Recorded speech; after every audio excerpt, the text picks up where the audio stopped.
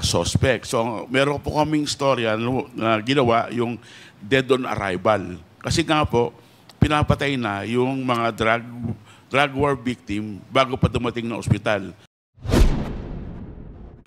At paano po naming nalaman na pinapatay? Kasi sa autopsy report, lumalabas na yung mga tao po ay binaril ng malapitan. Paano po malaman na binaril ng malapitan? Kasi meron pong tattooing sa katawan at sa ulo yung mga biktima. Kasi kung nagkaroon po ng encounter o labanan, wala po yung tattooing kasi malayo eh. No? Malayo po yung, wala pong gunpowder burns dun sa katawan ng namamatay. Ito po, sabi ng doktor, malapit. Maraming salamat at I was invited again. And for the record, I just want to clarify that I'm not a member of Rise Up. Kasi sa COMSEC, member ako ng Rise Up. So I just want to clarify. Ano po ako, journalist ng dati ng Reuters. So ang ginawa po ng Reuters, gumawa po siya ng maraming storya, at least 10 special reports from April 2016 up to December 2017. 10 reports po yan, special reports about the drug war ni Pangulong Duterte. And in the final report in December, we said that the PNP has, at that time, si General Bato, ang PNP chief, has personally handpicked several policemen assigned in the Davao area, Davao region, including Colonel Patay at that time, who was from Tagum, and assigned them in Station 6 in Quezon City, sa Batasan. And for several months that they were in Quezon City, naging ground zero po ng EJK o ng drug war killings yung Quezon City. At more than 100 people were killed during those times, no? And na-interview po si Colonel Patay nung kasama ko ni Andrew Marshall when he was already assigned in Pampanga as CIDG, no? Hindi na po siya sa Quezon City. And yung sa aming investigation, no, meron po silang social media accounts, ito mga member ng Davao Boys, ang tawag namin, na nagmamalaki sila na kung ang drug addiction daw o drug problem ng ating bansa a disease, sila daw po ang cure.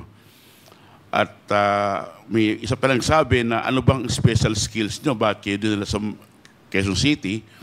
At sinasabi ng isa na ang special skills daw nila ay kill. No?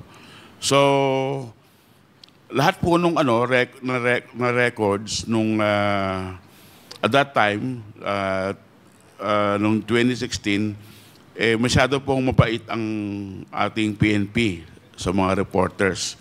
Lahat po ng kanilang progress report, special report,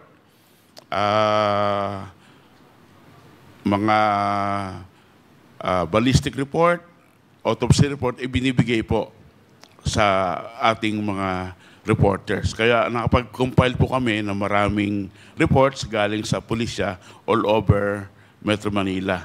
Lahat ng drug war killings. At gumawa po kami ng report na minamap po namin kung saan nangyayari yung mga patayan. At yun po, karamihan sa mga patayan ay nangyayari sa Caloocan, sa Manila, sa Manaba at sa Quezon City.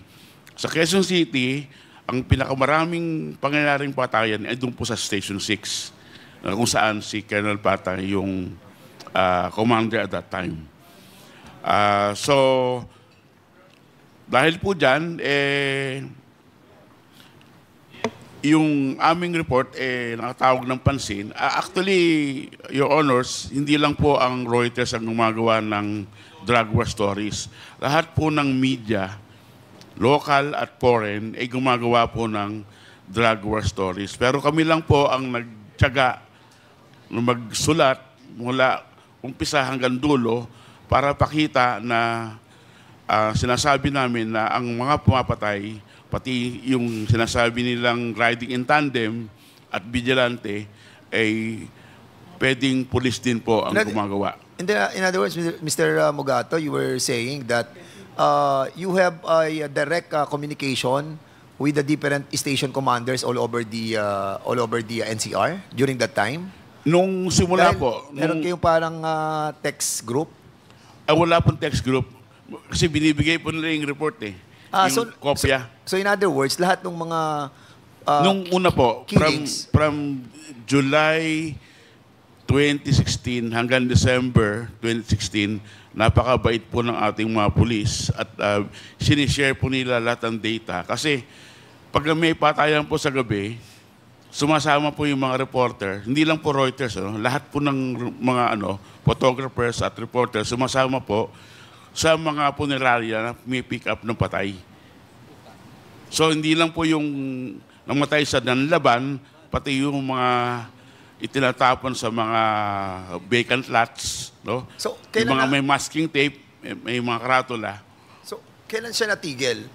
Kailan sila nagigpet sa mga reporters on not relating anymore those reported killings? Pagdating po ng Abril 2017, nung mag-file po ng kaso si Senator Trillanes sa ICC, nagsara na po ang gripo ng ating PNP. Wala na po silang binibigay na report sa amin. Pati po yung pamilya ng mga biktima ay hindi na rin binibigyan ng report. Pero sino nagsabi sa inyo, Mr. Mogato, na ang presyo po doon sa mga personalidad na papatayin nagre-range from 20,000 to 60,000? Kasi you were saying before, di ba, meron kayong sinasabi na sinabi sa inyo ni General Mendoza. Si General Mendoza po kasi gumawa siya ng isang special report on EJK na sinabit niya po sa CBCP at that time. Ang alam ko, ang pinagbigay niya ng kopya ay si Father Intengan. Si Archie. Si Father Archie Antenga ng Ateneo? Opo. Kasi doon po kami nag-meeting sa opisina ni Father Archie sa Ateneo. Doon po namin ini-interview si General Mendoza. So doon po na so binibigay po niya yung nabigay niya sa amin report. At sa report niya may reward list nagsisimula po sa 10,000 pesos sa ordinaryong drug user or courier or street peddler. So 10,000 po. Pagka medyo may posisyon, barangay captain o mayor, tumataas po yung presyo. Magkano pag mayor po? Ang alam ko parang 50,000 po. Pag congressman? Ay, wala po eh. Wala naman na. Hindi ko po alam kung may member ng Congress na involved. Anyway, meron din po kayo sinabi na active pa yung isang PNP ngayon na nandito po sa loob ng ating pong PNP organization. Pero during that time, you were not able to reveal it, correct? Opo, kasi meron po kaming pangako doon sa police officer na hindi po namin siya bibigay identity. Kasi alam niyo po, yung mga reporters po, kami mga journalists, nabubuhay sa trust ng aming mga sources. So ayaw po namin sirain yun. Yung active officer po na yun, ibinigay po sa amin ni General. Kasi nalaman po ng mga editors ko na hearsay lang po yung report ni General. Kasi hindi po siya yung actual na nakakaalam nung Oplan double barrel at nung kalakaran o nung reward list. Kaya sabi namin, kung pwede mo kaming ipakilala dun sa iyong source na mismong nakakaalam nung kalakaran. Kaya isinama po niya sa isang meeting sa isang restaurant sa Green Hills itong active duty na PNP officer para ikwento sa amin yung kalakaran. Pati yung sinasabi ng polis na, kasi nga, nung unang panahon, pagka nagkakaroon lang ng laban, hindi lahat namamatay, may tumatayo. No? Kung maalala nyo, may pinakita kayong video kay Murillo na nabuhay siya. No? So, because of that, nag-meeting uli yung mga PNP ang sinabing, huwag nyo nang buhayin yung mga suspect. So, meron po kaming storya na ginawa yung dead on arrival. Kasi nga po, pinapatay na yung mga drug war victim bago pa dumating na ospital. At paano po naming nalaman na pinapatay? Kasi sa autopsy report, lumalabas na yung mga tao po ay binaril ng mga lapitan. Paano po malaman na binaril ng mga lapitan? Kasi meron pong tattooing sa katawan at sa ulo yung mga biktima. Kasi kung nagkaroon po ng encounter o labanan, wala po yung tattooing kasi malayo eh. No? Malayo po yung, wala pong gunpowder burns dun sa katawan ng namamatay. Ito po, sabi ng doktor, malapit. No? Kasi nga may tattooing. At pati yung trajectory ng bullets, hindi nagsasuggest na may encounter. So talagang tinutuloy na po yung mga ilang drug war victims para hindi na mabuhay at tumayo. Kasi maraming insidente na tumatayo yung kanilang nabaril pag dumarating na yung soko para mag-imbestiga. Okay, Mr. Chairman, kasi we have already somehow established yung killings doon sa correctional.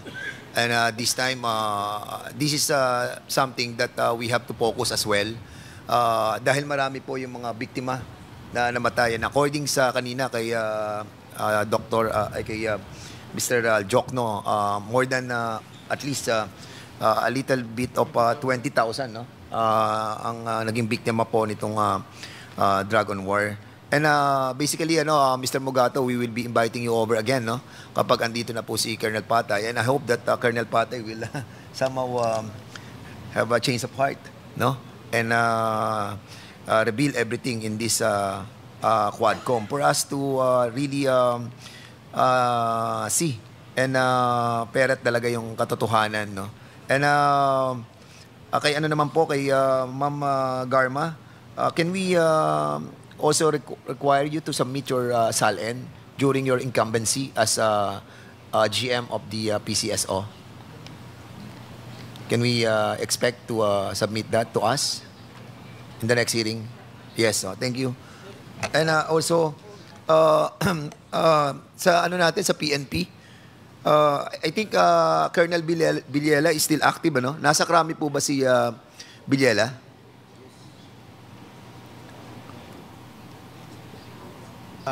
Yes, Your Honor.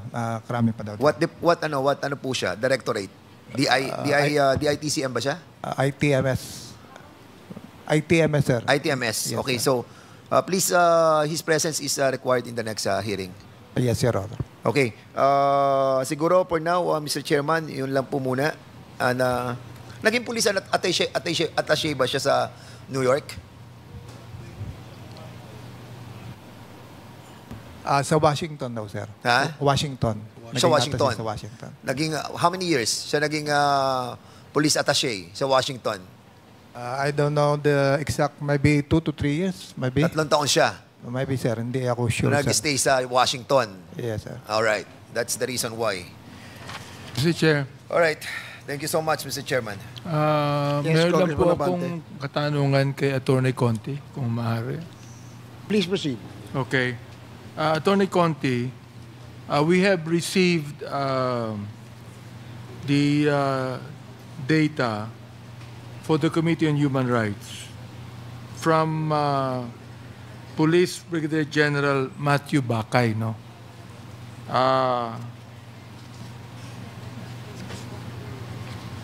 Nakalagay po dito lahat ng mga suspect, lahat ng mga napatay na tinawag nilang died, no, instead of killed.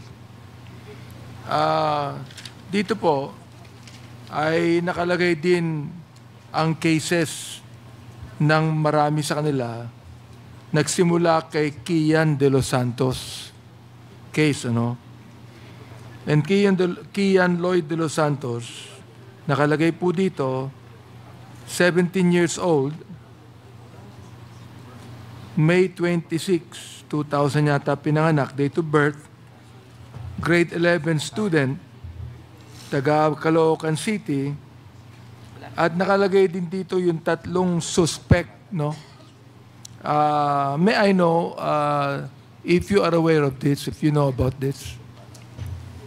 I am aware, Your Honor, because of the publicity surrounding the case, and although we are not the handling lawyers, in this case, Your Honor, there already has been a conviction of some police officers. But the conviction is a homicide conviction. Yes, Your Honor, yan po yung problema natin, laging Not napatay. not a murder conviction. Yes, Your Honor, ang problema, napatay, hindi pinatay.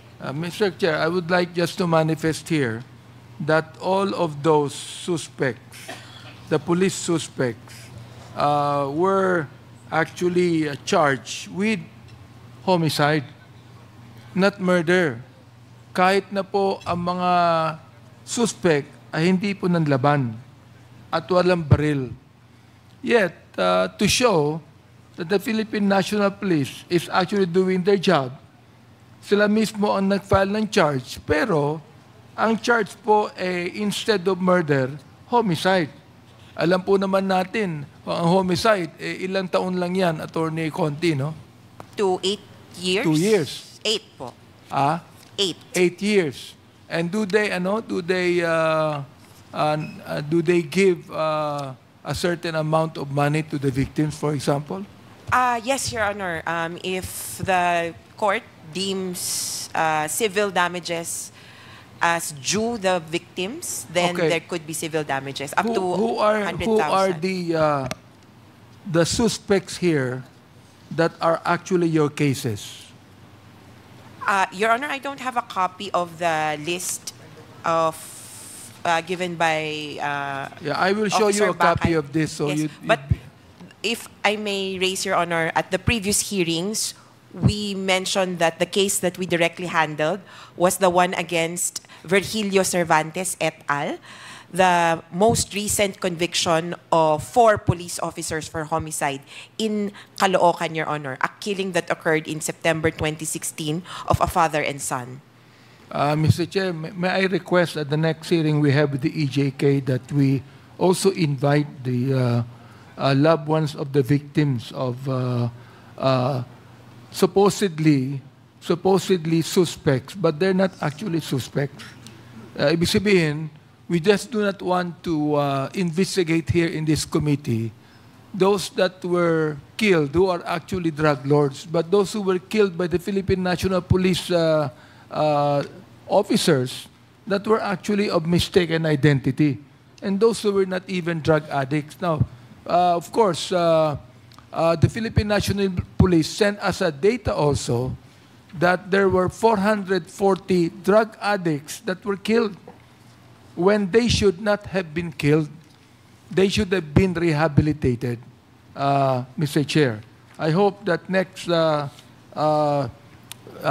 hearing you have with the AJK, that we are going to invite the loved ones of the victims, of which Attorney Conti and sino po sila, yung ano pong organization nyo?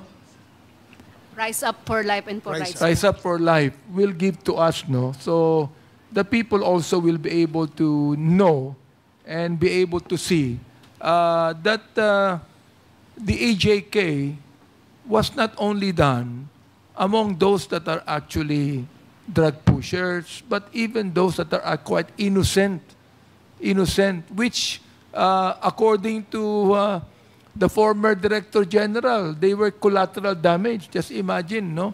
A lot of killings were called collateral damage, Mr. Chair, of which this representation does not actually agree. Now, Mr. Chair, I also would like to ask to please make a manifestation here and perhaps a query to Colonel Leonardo. Colonel Leonardo, nakita na tayo. I think you were assigned in Manila, correct? Even in my own district yata. Correct po, Mr. Chair. Yes, okay. Now, Congressman Romy Acop already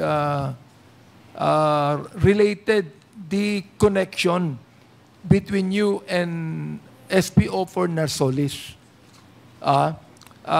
And then, we also established the connection a while ago of Colonel Garma and Art Narsolis.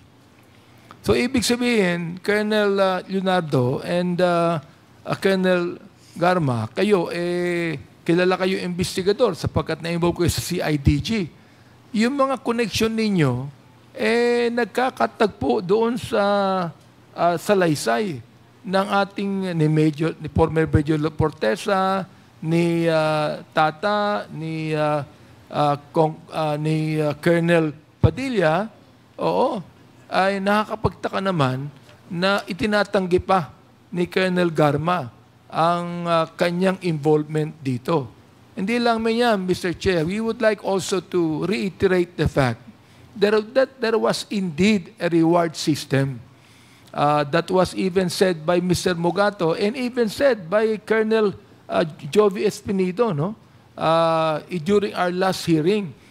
And that reward system is more emphasized when even inside the double penal colony, Mr. Chair, that the PDL, Tata, and sino yung isa? Ano yung pangalan si Andy, Tata and Andy, received 1 million pesos each when they should have received 3 million each for killing those 3 Chinese PDL. Am I right, Tata? Nakatanggap kayo ng tig-1 milyon? Oo.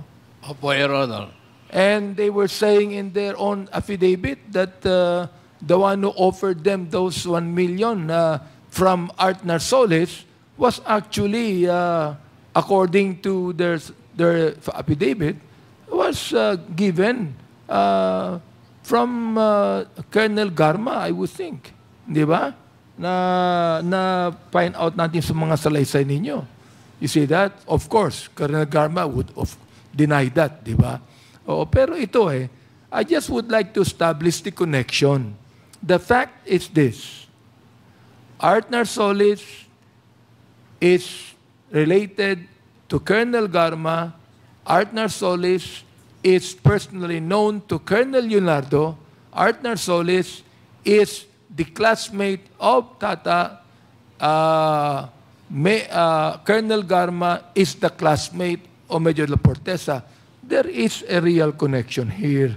And so, napakahirap mga paniwalaan ang kasinungalingan na nangyayari dito. Mr. Chair, yun lamang. And I would like to thank the Rise Up and Reverend here, and of course, Attorney Conti. Kanina si Attorney Chel Joknower was here, no? Salamat po sa pagpunta ninyo, and your presence here is quite important to us. Thank you very much, Mr. Chair.